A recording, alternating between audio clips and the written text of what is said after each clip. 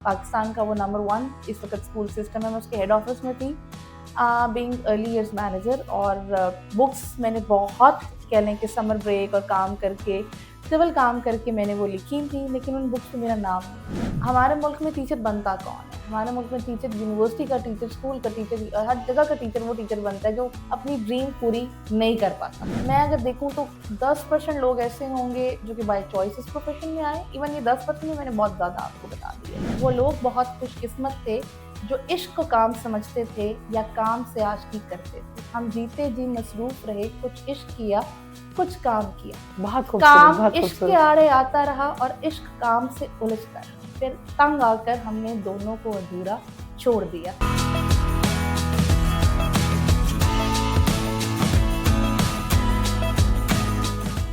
Assalamualaikum, good evening. Welcome to another episode of Unfiltered Voices at Dr. Isa Studio.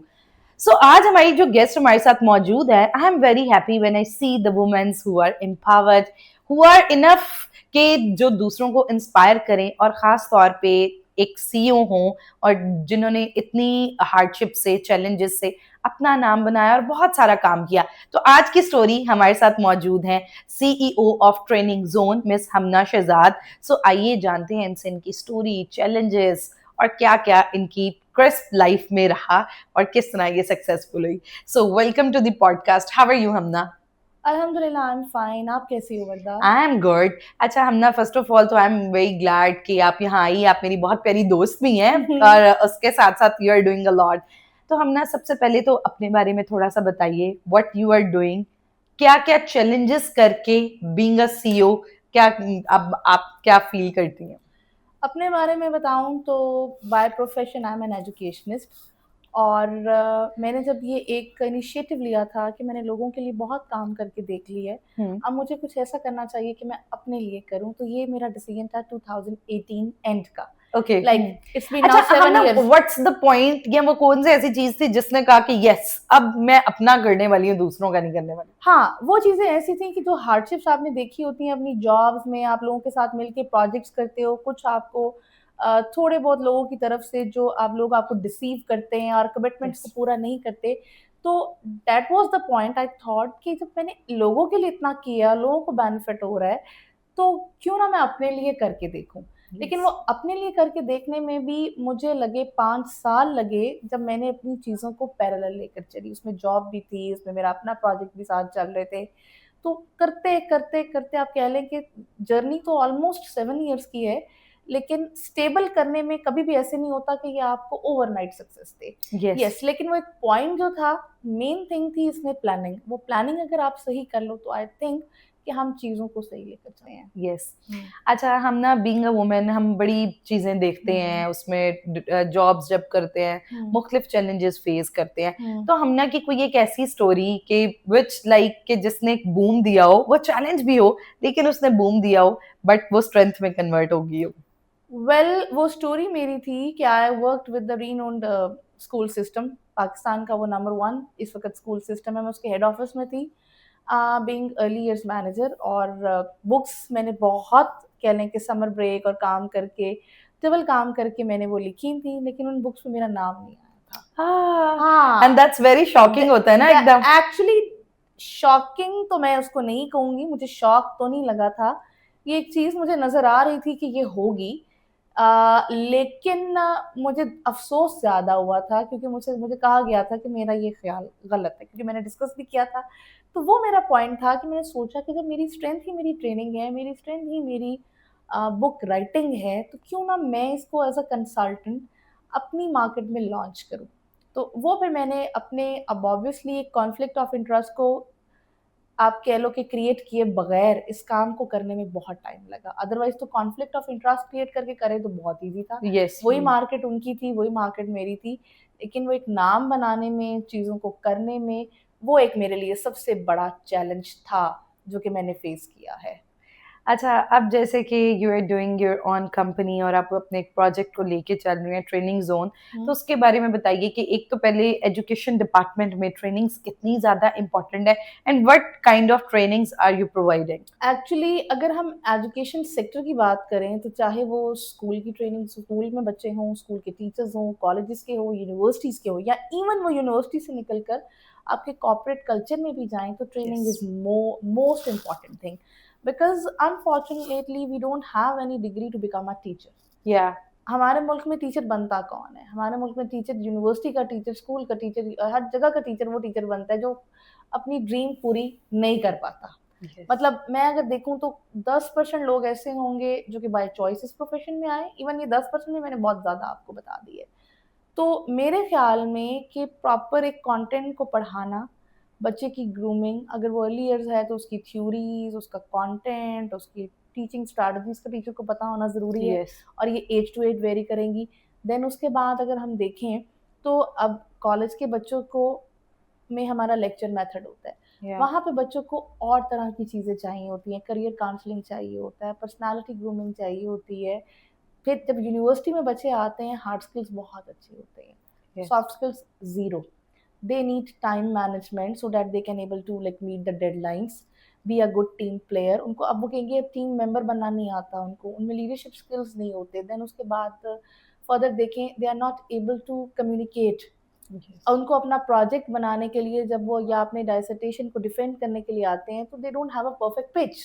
तो या मेरे ख्याल में तो training is a continuous process जो कि उनको चाहिए। देन उसके बाद आप यही बच्चे जब कॉर्पोरेट सेक्टर में जाते हैं तो ये वहाँ जाकर चीज़ें मीट नहीं कर पाते। तो हुँ। बेसिकली ये गैप है जो कि हमारी एकेडमिक्स और इंडस्ट्री के बीच में है, जो कि ट्रेनिंग्स ही कम कर सकती हैं, and this is actually the motto of the training zone, जो कि लेके चलता है फ्रॉम लाइक आप कह लें ट्रेनिंग्स को school, university, colleges and your basically corporate culture तक लेके दैट्स चलता है। Really great. हुँ। अच्छा, हम ना एक चीज़ बहुत होती है हमारे यहाँ, जो एक गैप जो अक्सर हम देखते हैं, चाहे हम किसी फ़ील्ड की भी हुँ। बात करें, आइदर इट्स मेडिकल, इट्स अगर हम इंजीनियरिंग या एजुकेशन सेक्टर में, आजकल यूनिवर्सिटीज़ में बड़ा एम्फसाइज़ किया जाता है थ्योरेटिकल एजुकेशन पे, बट प्रैक्टिकल एजुकेशन जो है उस पे फ़ोकस नहीं किया जाता, और अल्टीमेटली जब बच्चा मार्केट में निकलता है, तो इवन उसके पास इतने गट्स नहीं होते हैं कि वो एक अच्छी जॉब ले सके, हुँ। और फिर वो अपना प्रोफ़ेशन स्विच कर लेता है।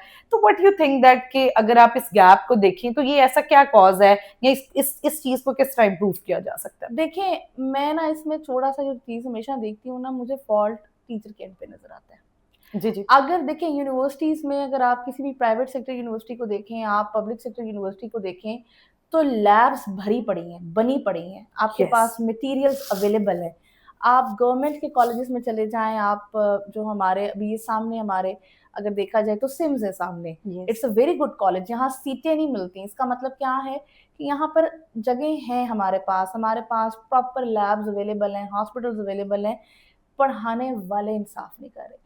मैं हमेशा से एक बात करती हूँ कि मुझे ना फ़ैज़ अहमद फ़ैज़ की ना एक आज़ाद नज़्म बड़ी पसंद है। जी, जी। उनकी वो नज़्म थी, कुछ इश्क किया, कुछ काम किया, जिसमें वो कहते हैं, बड़ी प्यारी सी उनकी नज़्म थी कि आपने कुछ इश्क किया, कुछ काम किया, ठीक है? और उसमें वो बताते हैं कि वो लोग बहुत खुशकिस्मत थे, जो इश्क को काम समझते थे या काम से आशिकी करते थे। हम जीते जी मसरूफ़ रहे, कुछ इश्क किया, कुछ काम किया। बहुत खूबसूरत, काम बहुत इश्क के खूबसूरत। आड़े आता रहा और इश्क काम से उलझता रहा। फिर तंग आकर हमने दोनों को अधूरा छोड़ दिया।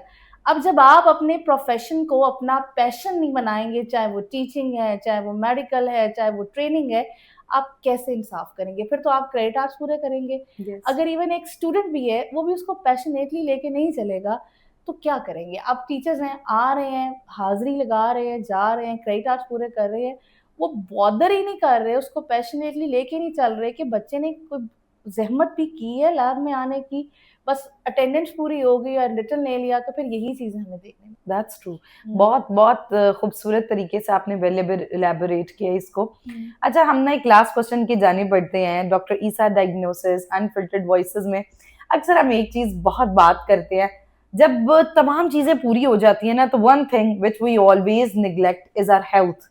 और खास तौर पे वुमेन हेल्थ बड़ी कॉम्प्रोमाइज होती है प्रोफेशनल हेल्थ, जो करियर है उसमें और सारी चीजों में।